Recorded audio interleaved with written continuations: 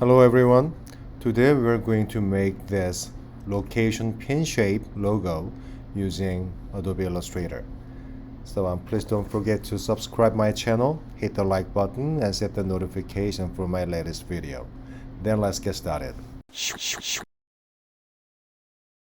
Okay, so as I showed you at the very beginning, we're going to combine the mountain image, the like ridge, and then the location pin on trail maps, these two things, as a kind of a one symbol. So let's go to Illustrator, open a new Adobe Illustrator document like this. Then first let's create that the location pin. So choose the Ellipse tool, set your fill color to black and no stroke color, and click somewhere. We're gonna have a perfect circle the size of 120 point by 120 point, just like this. Let me zoom in. Okay, then please open the ruler, Command R or Control R on your PC. Then make a new horizontal ruler. So place your mouse cursor on top ruler bar, keep pressing and drag it down and stop there in the center of your circle. Okay, now choose your direct selection tool. Select the bottom anchor point. Keep pressing mouse button and hold down the shift key. Just move it down, not too much, about that. Looks like an egg. There. Okay, now choose the anchor point tool. If you do not see it, it is under pen tool. Keep pressing, and the last one, anchor point tool. And then click on that bottom anchor point. See? So it is okay, location pin, but I want to make it smoother, more rounded a little bit. So what we're gonna do is make another guideline on the bottom anchor point there. Okay, then now choose your rectangle tool and then draw rectangle just like this from the center to the bottom, like that. Okay, then now draw another guideline in the center point of this rectangle. Okay, now you can delete this rectangle. You don't need it. Now choose your direct selection tool. Click on that anchor point. Choose this anchor point handler, that one. Hold down the shift key and drag it down up to that center guideline. See? And here too. Keep pressing the handler, hold down the shift key and drag it down. Okay. Okay. Then I'm gonna hide guideline so it looks great. Okay. So the basic shape is done. Now let's create the mountain shape. So first, choose your rectangle tool, set your fill color to nothing and the stroke color in black, and click somewhere.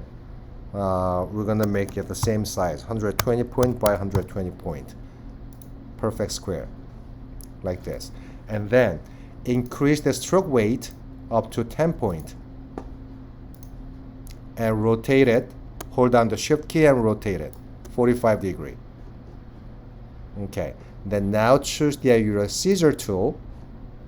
Click on the left anchor point and the right.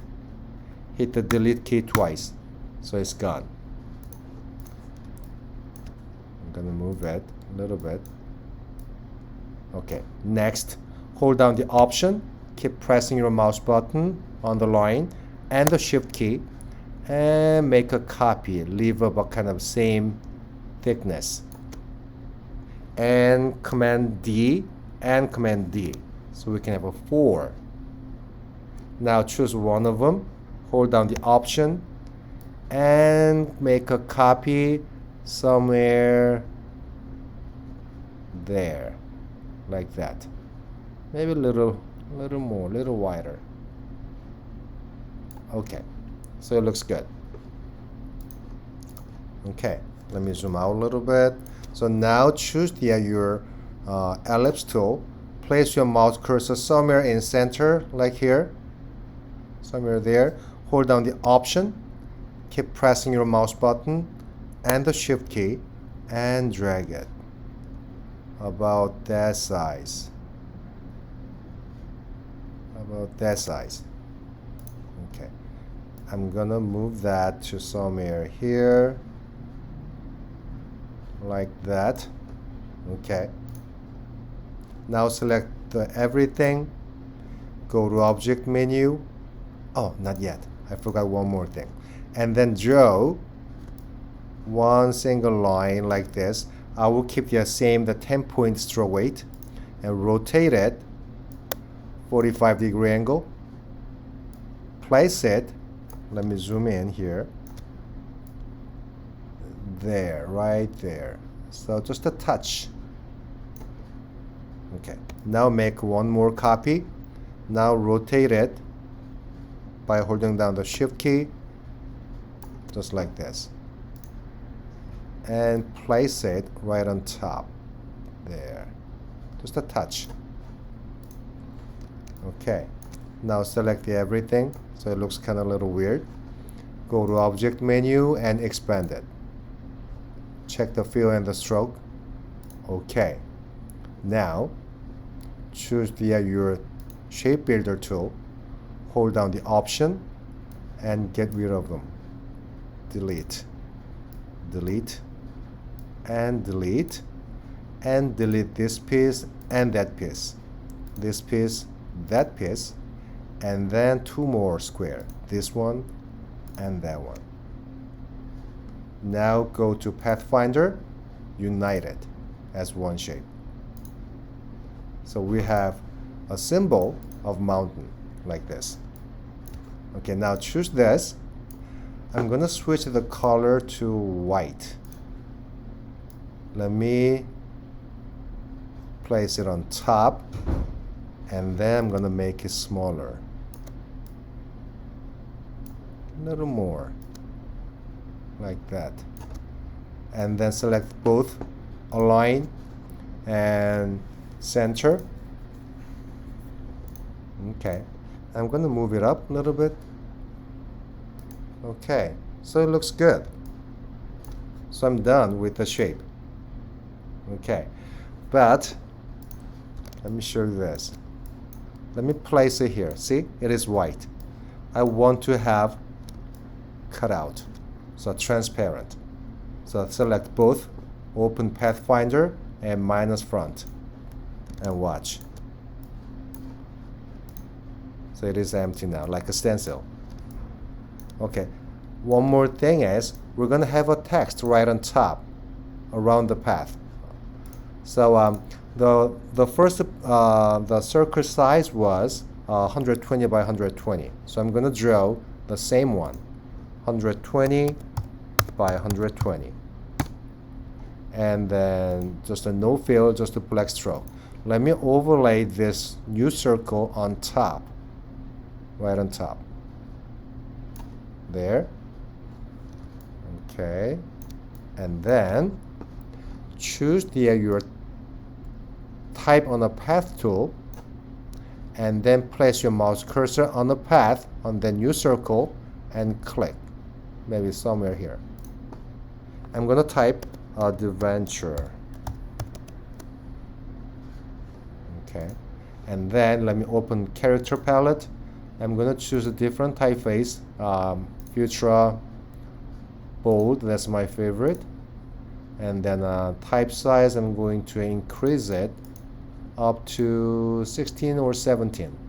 Okay, then also change your baseline shift. So I'm going to move it up like that.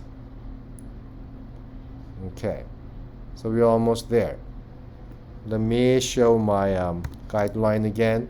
I'm going to make another guideline somewhere there, and let me rotate it so I can keep right, upright, like that.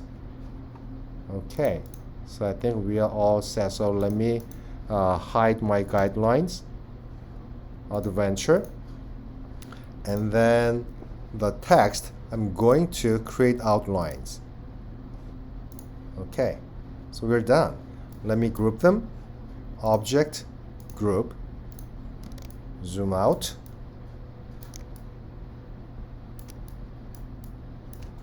Okay, so this is my original. Let me make multiple copies. One here, another one, and another one. So this is the original. It's a big one. Okay. So if you need it, you can change the text, and also you can change the different color, like red, like blue, and maybe green. Depends on where you want to use it. Maybe a hiking trail, viewpoint, danger, picnic area, in different color. Okay, so I hope you enjoyed this tutorial and you can use it for your future project. Thanks for watching. I'll see you next time.